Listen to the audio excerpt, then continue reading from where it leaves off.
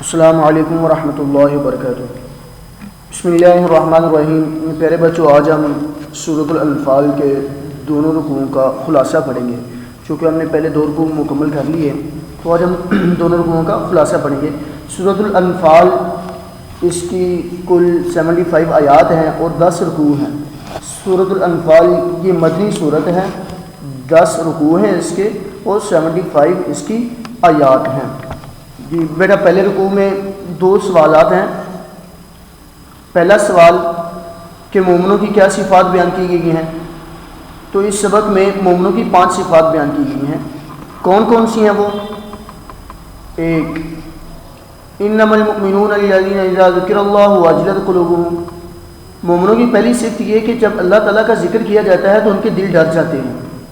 جی number 2، جب اللہ تعالیٰ کی آیات پڑھ کر سنائی جاتی ہیں تو ان کا ایمان بڑھ جاتا ہے۔ نمبر 1، جب اللہ کا ذکر کیا جاتا ہے تو ان کے دل ڈر جاتے ہیں۔ نمبر 2، جب اللہ رب العزت کے کلام کی آیات ان کو پڑھ کر سنائی جاتی ہیں تو ان کا ایمان اور بڑھ جاتا ہے۔ نمبر 3، وہ اپنے پروردگار پر بھروسہ رکھتے ہیں۔ نمبر 3، اپنے پروردگار پر، اپنے اللہ پر بھروسہ رکھتے ہیں۔ نمبر 4، نماز پڑھتے ہیں۔ اور نمبر 5، اللہ کے دیے مال میں سے نیک کاموں میں خرچ کرتے ہیں۔ جی بیٹا، پہلا سوال یہ ہے کہ مومنوں کی کتنی صفات بیان کی گئی ہیں، کون کون سی ہیں؟ جی مومنوں کی 5 صفات بیان کی گئی ہیں۔ وہ مندرجہ یہ ہیں کہ ذکر کیا جاتا ہے جب اللہ کا تو ان کے دل ڈر جاتے ہیں، جب اللہ کی آیتیں پڑھ کر سنائی جاتی ہیں تو ان کا ایمان بڑھ جاتا ہے، اللہ پر بھروسہ رکھتے ہیں اور نماز قائم کرتے ہیں، اللہ کے دیے مال میں سے اس کی راہ میں نیک کاموں میں خرچ کرتے ہیں۔ جی بیٹا، دوسرا سوال کیا ہے؟ دوسرا سوال یہ کہ 2 گروہوں سے کیا مراد ہے؟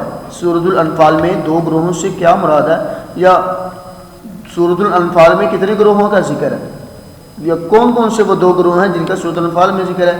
جی بیٹا، وہ 2 گروہ یہ ہیں، ابو سفیان اور ابو جہل۔ ابو سفیان کا تجارتی لشکر جو شام سے تجارت کر کے مکہ مکرمہ کی طرف جا رہا تھا، اور دوسرا گروہ جو ہے وہ ابو جہل کا ہے جو مکہ مکرمہ سے 1000 کا جنگی لشکر لے کر مدینہ منورہ کی طرف روانہ ہوا مسلمانوں کے ساتھ جنگ کرنے کے لیے۔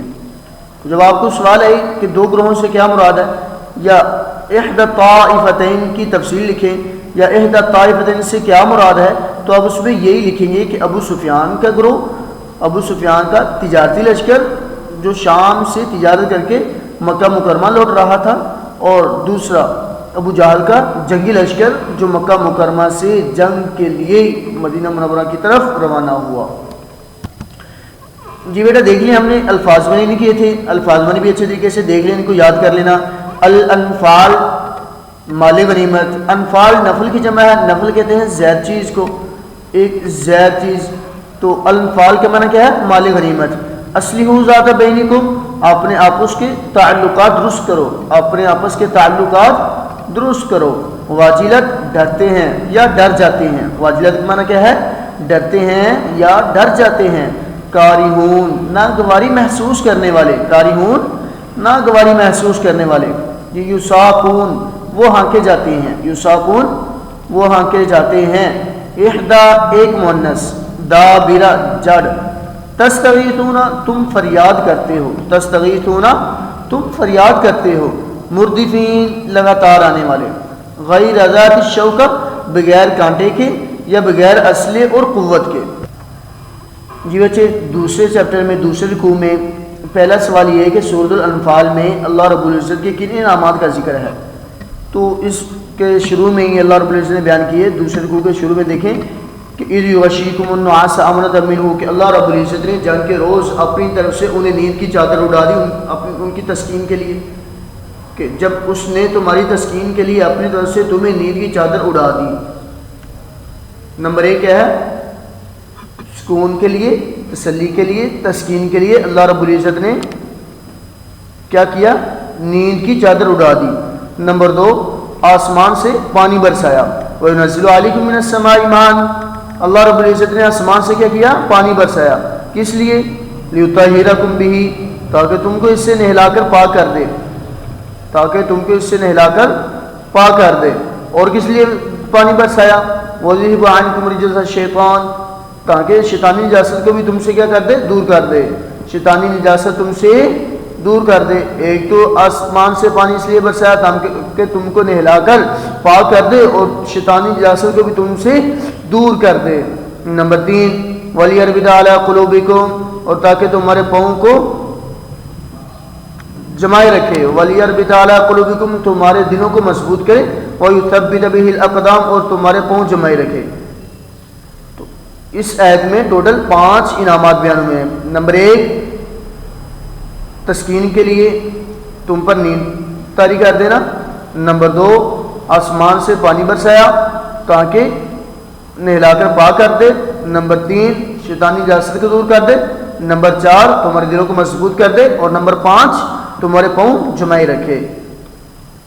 اور نمبر 6 اذ یوحی ربک الی الملائکۃ انی معکم کہ جب تمہارا پروردگار فرشتوں کو وحی کرتا تھا, فرشتوں کو ارشاد فرماتا تھا کہ مومنوں کو تسلی دو انی معکم کہ میں تمہارے ساتھ ہوں. فرشتوں سے کہا کہ تم لوگ مومنوں کو تسلی دو کہ اللہ رب العزت مومنوں کے ساتھ ہے. نمبر 7 سألقی فی قلوب الذین کفروا الرعب فاضربوا فوق الاعناق واضربوا منهم کل بنان. اللہ رب العزت فرما رہے کہ میں ابھی کافروں کے دلوں میں رعب و ہیبت ڈالے دیتا ہوں, تم ان کے سر مار کر اڑا دو اور ان کا پور توڑ دو. جی یہ اللہ رب العزت کے انعامات ہیں جو اللہ رب العزت نے مسلمانوں پر کیے.